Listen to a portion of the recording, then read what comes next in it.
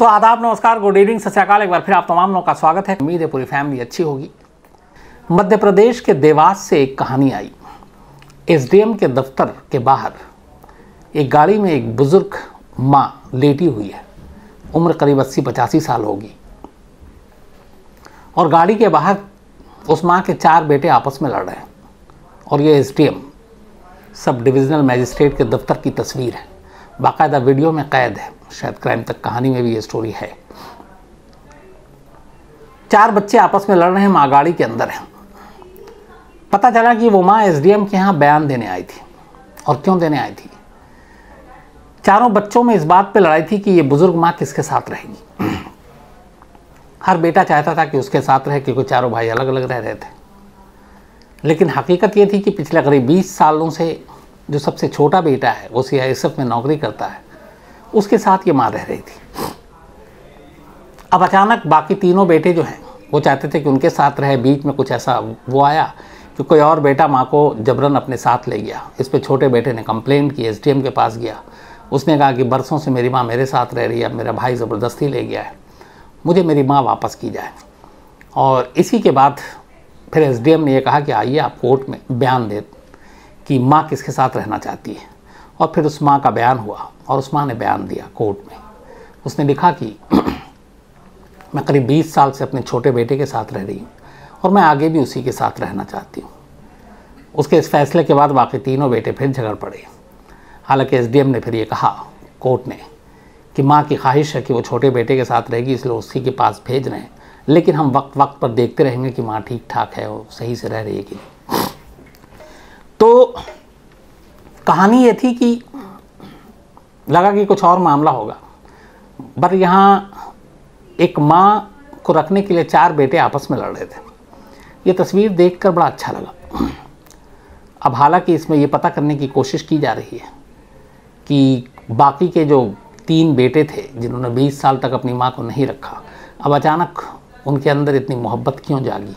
क्या इसके पीछे कोई वसीयत, कोई प्रॉपर्टी, कोई और चीज़ है? तो वो जैसे ही आएगा मैं आपको ज़रूर बताऊंगा। लेकिन ये तस्वीर और ये कहानी अच्छी लगी कि एक बुज़ुर्ग माँ के लिए 4 बच्चे लड़ रहे हैं, अगर सचमुच मोहब्बत के लिए है तो ये थी। अब आते हैं आज की कहानी के ऊपर। साइंस एंड टेक्नोलॉजी ने, मैंने कई बार जिक्र किया आपको, फॉरेंसिक ने, बाकी चीज़ों ने इस दुनिया की शक्ल सूरत बदल दी है। क्राइम की दुनिया बदल दी है। क्राइम के केस की जांच के तरीके बदल दिए हैं। बहुत सारी चीज़ें बदल दी। और इसका एहसास तब होता है जब आप पुराने केस के पन्ने पलटते हैं। करीब 26 साल पुरानी कहानी है। 1989 की कहानी है। 1989 22 अक्टूबर, इत्तेफाक से ये भी 22 अक्टूबर है। 22 अक्टूबर 22 अक्टूबर 1989 अमेरिका में एक जगह है मिनीपोलिस। यहाँ से करीब 75 माइल्स की दूरी पर, 75 मील की दूरी पर एक छोटा सा शहर है, सेंट जोसेफ मिन। इसी जगह पे एक फैमिली रहती थी, एक परिवार। और उस परिवार में ये थी वेटरलिंग फैमिली। वेटरलिंग फैमिली में हस्बैंड वाइफ के अलावा उनके 2 बच्चे थे। दोनों बच्चे छोटे थे। इनमें से बड़ा बेटा जैकब, जिसकी उम्र उस वक्त करीब 11 से 11.5 साल थी। उसका छोटा भाई था ट्रेवर, उसकी उम्र करीब 10 साल थी। और इन दोनों का एक दोस्त था एरन, उसकी उम्र भी करीब 11 साल थी। तो जैकब अपने छोटे भाई ट्रेवर और एरन के साथ 22 अक्टूबर 1989 को घर से बाहर निकलता है। शाम करीब 7-8 बज चुका था, अंधेरा हो चुका था। और ये दोनों भाई और दोस्त घर से करीब 1 मील की दूरी पर, बल्कि 1 किलोमीटर के अंदर ही एक लाइब्रेरी शॉप पे जाते हैं, जहाँ से उन्हें एक VHS खरीदना था, वीडियो, एक मूवी देखनी थी इन बच्चों को। तो वहाँ से जाते हैं, एक कैसेट ख़रीदते हैं और तीनों साइकिल पर थे। उसके बाद वो वापस अपने घर के लिए रवाना होते हैं। जैसा मैंने बताया कि 1 किलोमीटर की दूरी थी सिर्फ, लेकिन ये घर के अभी करीब पहुँचते बीच में एक चंक ऐसा आता जहाँ पे थोड़ा अंधेरा था सड़क किनारे। वहाँ पे एक शख्स चेहरे पे मास्क लगाए खड़ा था, उसके हाथ में एक रिवॉल्वर था। वो तीनों बच्चों को रिवॉल्वर दिखाता है, रिवॉल्वर की नोक पर, उनसे कहता है कि साइकिल किनारे लगाओ। सन्नाटा था, सड़क पे अंधेरा था। तीनों बच्चे डर जाते हैं, साइकिल किनारे लगा देते हैं। उसके बाद वो तीनों से एक एक करके उनका नाम और उम्र पूछता है। तीनों बच्चे अपने नाम और उम्र बताते हैं। अब इन तीनों में सबसे बड़ा था जैकब, जिसकी उम्र करीब 11.5 साल के आसपास रही होगी। तीनों का नाम पूछने के बाद वो जैकब को छोड़कर बाकी दोनों, उसके भाई ट्रेवर और एरन को ये कहता है कि तुम अब घूम जाओ और सीधा झाड़ी की तरफ भागो सड़क किनारे, और अगर तुमने पलट कर देखने की कोशिश की तो तुम्हें गोली मार देंगे। दोनों बच्चे सहम जाते हैं। उसके बाद वो उन्हें भागने के लिए वहाँ से कहता है। डर के दोनों बच्चे भागते हैं, पलट कर देखते भी नहीं। कुछ मिनट के बाद दोनों बच्चे जब नज़रों से ओझल हो जाते हैं, वो जैकब को गन पॉइंट पे एक गाड़ी में बिठाता है और अपने साथ ले जाता है। इधर दोनों बच्चे भागते हुए घर पहुँचते हैं, क्योंकि घर की दूरी बहुत ज़्यादा थी नहीं, अगले 2-3 मिनट में पहुँच गए।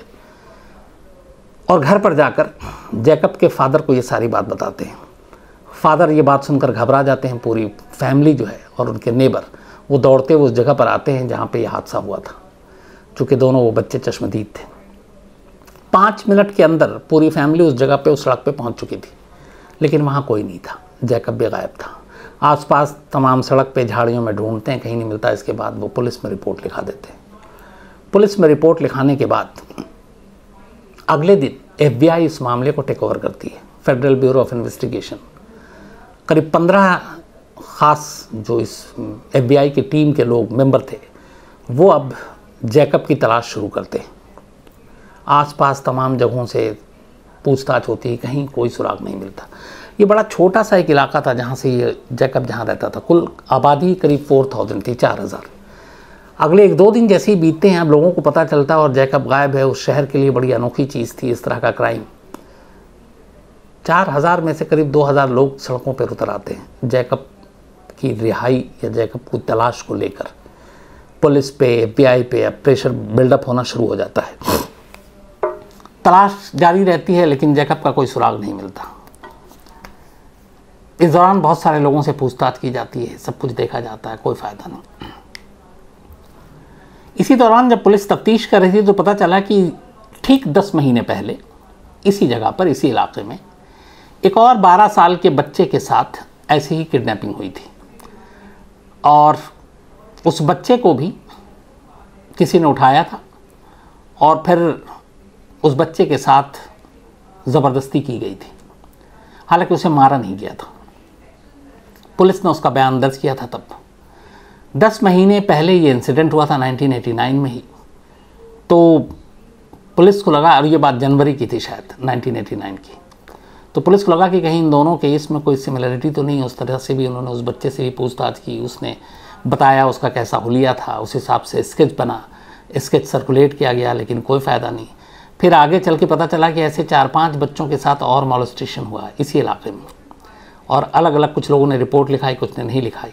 उन बच्चों के बयान के आधार पर भी स्केच तैयार किया गया, लेकिन कोई फ़ायदा नहीं हुआ। धीरे धीरे वक्त बीतता है। हालांकि जो जैकब से पहले जिस बच्चे के साथ मॉलेस्टेशन हुआ था 10 महीने पहले करीब, उस बच्चे के DNA सैंपल लिए गए थे। इस दौरान में बहुत सारे लोगों की भी जांच हुई, उनके सैंपल लिए गए, पर उस वक्त DNA इतना ज़्यादा वो नहीं था और 100% एक्यूरेसी नहीं थी जो आज के ज़माने में। तो उस वक्त कई लोगों के स्केच बने, पूछताछ हुई। उन्हीं में से एक शख्स था डैनी, और उस डैनी को भी बुलाया गया, पुलिस ने उठाया, पूछताछ हुई। 2 बार उसके बयान लिए गए कि वो उस वक्त कहाँ था, क्या थे। उसके सैंपल लिए गए, उसके शूज़ के और बाकी चीज़ों के, लेकिन कोई फ़ायदा नहीं हुआ, कोई मिलान, कुछ चीज़ें नहीं हुई। डैनी को भी छोड़ दिया गया। ऐसे और भी बहुत सारे लोग सस्पेक्टेड थे, सभी को छोड़ दिया गया। बात आई गई हो गई। धीरे धीरे वक्त बीतने लगा। FBI की टीम ने भी अपने ज़्यादातर मेंबर को वापस बुला लिया। कोई सुराग मिला नहीं, कोई सबूत मिला नहीं। इस दौरान में अब करीब इस इंसिडेंट को 25 साल बीत जाते हैं। 2014 का वक्त आ जाता है। 2014 में, अच्छा, इस दौरान में होता क्या है कि जो जैकब की माँ थी वो लगातार अपने बेटे को तलाश रही है, दर दर भटक रही है, इधर उधर, जहाँ से उम्मीद मिले। धीरे धीरे इस तलाश ने जैकब की माँ को एक एक्टिविस्ट बना दिया। वो अमेरिका में जो गुम हुए बच्चे हैं, गुमशुदा बच्चे हैं, उनके लिए लड़ाई लड़ने लगी। एक तरह से उनकी वकील बन गई, उनकी आवाज़ बन गई। और जब भी ऐसा कोई इंसिडेंट आता, किसी बच्चे की गुमशुदगी की खबर आती, वो उसके लिए हर तरह से जितनी हेल्प हो सकती थी करने की शुरू कर दी। तो जैकब की माँ का एक नाम होने लगा। इस दौरान में कई ऐसे फाउंडेशन भी बने जैकब के नाम पर। तलाश जारी रही, लेकिन जैकब का कोई सुराग नहीं मिला। इत्तेफाक से 2014 में जैकब की माँ और उसका भाई, जो उस दिन इंसिडेंट में उसके शामिल था, जिसको ये कहकर किडनैपर ने भेज दिया था कि तुम पलट के मत देखना वरना गोली मार देंगे, ये दोनों वहाँ एक CNN न्यूज़ चैनल के शो पे, जिसका नाम था द हंट, उसमें शामिल होते हैं। और उस टीवी शो में दोनों बैठे हुए थे। जैकब की गुमशुदगी की बात चल रही थी, पूरे केस की इन्वेस्टिगेशन की, सब कुछ। ये शो ही इसी तरह का था, इसका कुछ कंसेप्ट, कैसे गुमशुदा और बाकी लोगों के बारे में बात करना, ढूंढना कोई सुराग जिससे इन्वेस्टिगेटिव एजेंसी के कुछ काम आ सके। तो ये दोनों शो पे बैठे हुए थे और जैकब की पूरी कहानी सुनाई, उसका पूरा इंसिडेंट बनाया 22 अक्टूबर 1989 का, क्या कैसे हुआ, फिर उन्होंने क्या क्या किया, FBI ने क्या किया। इस शो को देखने के बाद, इस शो को इत्तेफाक से कुछ FBI के और लोग भी देख रहे थे। उन्होंने तय किया कि जैकब की फाइल को दोबारा खोलेंगे और इस मामले की तफ्तीश करेंगे। FBI ने रीओपन किया इस केस को। हालांकि अब तक करीब, जैसा आपको मैंने बताया कि 25 साल बीत चुके थे। अब एक कानून ये है कि 25 साल के बाद अगर किसी केस में, अमेरिका में, ये बहुत सारे देश में कोई पकड़ा भी जाता है तो वो उस सज़ा का हकदार नहीं होता, क्योंकि एक टाइम फ्रेम होता है। कई जगह 20 साल है कि अगर आपने कत्ल किया और 20 साल तक आप बचे रहे, पकड़े नहीं जाए, और 21वें साल में पकड़ा गए, तो फिर आपको वो जो वहाँ के हिसाब से मैक्सिमम पनिशमेंट है वो नहीं मिलेगी, क्योंकि आपने वो टाइमलाइन जांच एजेंसी ने क्रॉस कर दिया। तो अमेरिका में भी ये था, वहाँ भी 20 साल का जो एक फिक्स टर्म था वो ख़त्म हो गया। टीवी शो के बाद CNN पे जो चला, FBI ने फैसला किया दोबारा से जैकब की फ़ाइल खोलेंगे। उसके बाद उन्होंने जैकब की फ़ाइल खोली, उन्होंने केस स्टडी पढ़ना शुरू किया, तो पता चला 5 बच्चों के साथ और ऐसे मोलेस्टेशन हुआ। फिर उन्होंने उस बच्चे का भी जो इससे 10 महीने पहले हुआ था जैकब से, उसकी केस फाइल पढ़ी, तो पता चला कि उसके सैंपल लिए गए थे DNA के उस ज़माने में। अब 25 साल में DNA में बहुत सारे फ़र्क, क्रांति आ गई। FBI ने उस सैंपल को दोबारा एग्ज़ामिन करने का फ़ैसला किया। उसके बाद उस सैंपल की जांच की गई। वो सैंपल उस बच्चे का सीधे जाकर मिल गया डैनी से, जिसे FBI ने जैकब की गुमशुदगी के बाद पूछा भी था, 2 बार उससे क्वेश्चन भी किए थे, सारे उसके बयान दर्ज किए थे, लेकिन छोड़ दिया था। अब 25 साल के बाद FBI ने जब केस दोबारा रीओपन किया, तो उस बच्चे के उस DNA सैंपल को मैच कराया, डैनी नाम के इस शख्स से मैच कर गया। जैसे ही मैच किया, पुलिस ने डैनी के ऊपर ज़ीरो इन किया। उसके बाद सर्च वारंट निकाला और उसके घर की तलाशी ली। 1 कमरे का उसका घर था। FBI की टीम उसके घर में पहुंची। जब घर में पहुंची तो देखा कि वहाँ और तो कुछ नहीं था, लेकिन चाइल्ड पोर्नोग्राफी की बहुत सारी चीज़ें वहाँ पे मिली, और ये काफ़ी था अमेरिकी कानून के हिसाब से उसको गिरफ्तार करने के लिए। तो जब चाइल्ड पोर्नोग्राफी से रिलेटेड चीज़ें मिली, और चूँकि ये 5 बच्चों के मोलेस्टेशन का केस था, एक तो आपके पास विटनेस ही था, तो पुलिस ने डैनी को गिरफ्तार कर लिया। उसे गिरफ्तार किया 2015 में। अब गिरफ्तारी के बाद उन्होंने बताया कि तुमने ये किया था। जो दूसरा लड़का था उसके मोलेस्टेशन और उसके किडनैपिंग के इल्ज़ाम में, लेकिन FBI ने कहा कि हमारे पास पुख्ता सबूत हैं कि तुमने जैकब को भी किडनैप किया है। इधर जैकब की माँ, बाप, परिवार पिछले 26 सालों से इस उम्मीद में कि जैकब कहीं होगा, लौट आएगा, ज़िंदा होगा, एक माँ की यही उम्मीद होती है, जी रहे थे। तो उन्होंने पूछा कि डैनी से ये बताओ कि जैकब का क्या हुआ। जैकब ने उस बच्चे के साथ तो मान लिया, बट उसने कहा कि मैं जैकब के बारे में सारी सच्चाई बताऊंगा, पर एक शर्त है कि आप मुझे इस किसी भी मामले में जैकब से रिलेटेड मेरे ऊपर कोई चार्ज नहीं लगाओगे, और ना मुझे उसकी सज़ा मिलनी चाहिए। FBI की प्रॉब्लम ये थी कि 26 साल बीत गए थे, इन 26 सालों में कोई सुराग नहीं मिला। जैकब कहाँ है, जिंदा है, मुर्दा है, उसके साथ क्या हुआ, उस रात क्या हुआ। माँ बाप भी ये जानना चाहते थे। जैसे वो दृश्यम की कहानी थी जिसमें बार बार वो पूछते हैं कि मेरे बेटे का क्या हुआ, यही बता दो अजय देवगन से, और वो नहीं बताता। वो माँ बाप परेशान है, कम से कम यही पता चल जाए जिंदा है कि मुर्दा है, मर गया तो कहाँ, लाश का क्या किया। वही हाल यहाँ था कि माँ बाप एक तो इससे उम्मीद पे जी रहे थे कि शायद उनका बच्चा जिंदा हो। 25 साल बीत गए, 12 साल की लगभग उम्र मान लीजिए उस वक्त, तो करीब 37 साल का हो चुका होगा जैकब 2015 में। तो माँ बाप इसी उम्मीद पे जी रहे थे। FBI के पास कोई चारा नहीं था कि वो अब जैकब को 25 साल के बाद ढूंढे या सुराग उसका कुछ निकले। उम्मीद की आखिरी किरण डैनी था। उन्होंने डैनी से कहा कि ठीक है, हम तुम्हारी शर्त मान लेते हैं और तुम पे जो जैकब है उसके मोलेस्टेशन से लेके उसकी किडनैपिंग का कोई चार्ज तुम पे नहीं लगाएंगे, बट बता दो कि वो है कहाँ।